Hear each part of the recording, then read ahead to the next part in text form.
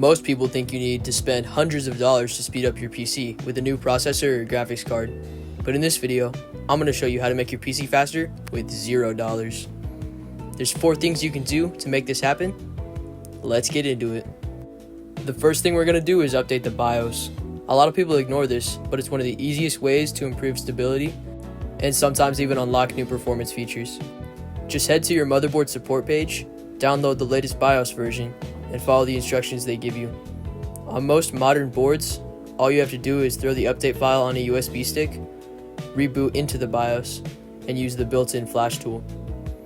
Just make sure that you don't lose power once the update is running, because that can permanently damage or even brick your motherboard. You can see here on my Asus motherboard support page, they have drivers as well. These can be useful for installing certain programs. Remember, to load into the BIOS, you have to press F2 or delete on an Asus motherboard. That's what I have. On this footage of the BIOS, this is not my motherboard, but it's a similar one, only it's on an Intel CPU. But everything else should be the same. You just have to go into the advanced options and update the BIOS through the flash option. Pretty easy. Now, let's move into Windows itself. There are a few settings you can change that make an instant difference. First, you can open your power settings and switch from the balanced power consumption to the high performance option. This can make sure that your CPU isn't downclocking unnecessarily or throttling at all. While you're at it, take a quick look at your startup apps. If there are programs there that you never use at all, you can turn them off. These small tweaks to the apps that start up with Windows can greatly improve load times and performance all around. Finally, you can go into the gaming settings and make sure that the game mode is turned on. And if you go into the advanced settings, you can see hardware accelerated GPU scheduling and make sure that's enabled. As well as this, you should make sure that Windows recognizes your graphics card as the primary option, as you really don't want to be using integrated graphics. You can also see all the apps that are affected by these changes. They should have all your games in there. These small tweaks to your settings can free up resources that would otherwise be wasted. Speaking of wasted resource, let's talk about bloatware. If you built your own PC, then you might not have much. But if you bought a pre-built, there's almost always a ton of junk installed that you'll never ever use. Go into the control panel, find the uninstall menu, and remove anything that you don't actually use. It's pretty easy and straightforward. Just look up control panel in the Windows search function. If you want to take it one step further, you can run free debloater tools like Win11 debloat from GitHub, or even use PowerShell scripts to wipe out bloatware automatically.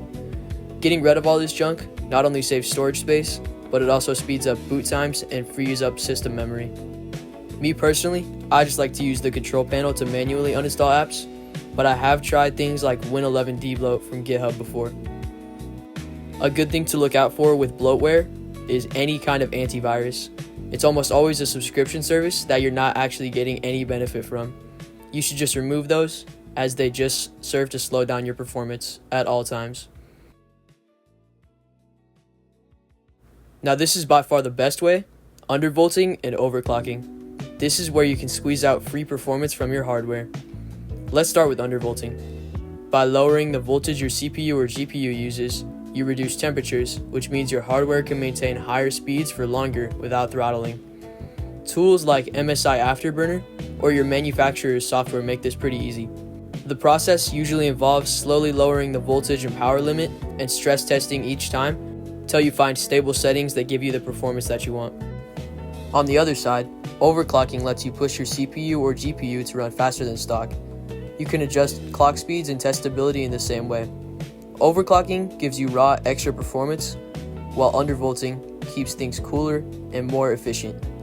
I prefer to run an undervolt on my graphics card for more power efficiency.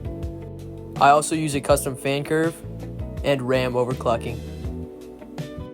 Overclocking does put a higher strain on the hardware though, so it's always good to be careful with that and not go too crazy with it. Here is some gameplay of Minecraft with shaders, with all these changes made, and it's noticeably better than when I run it with bloatware in the background or on stock settings or something like that.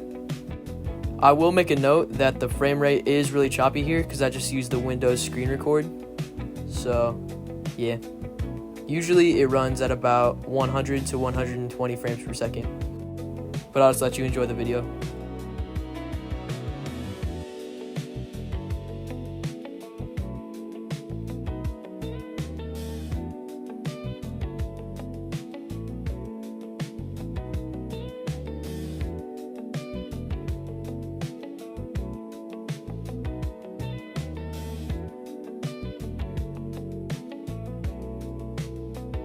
That is going to be it for today's video. Remember, if you liked it, leave a like and subscribe.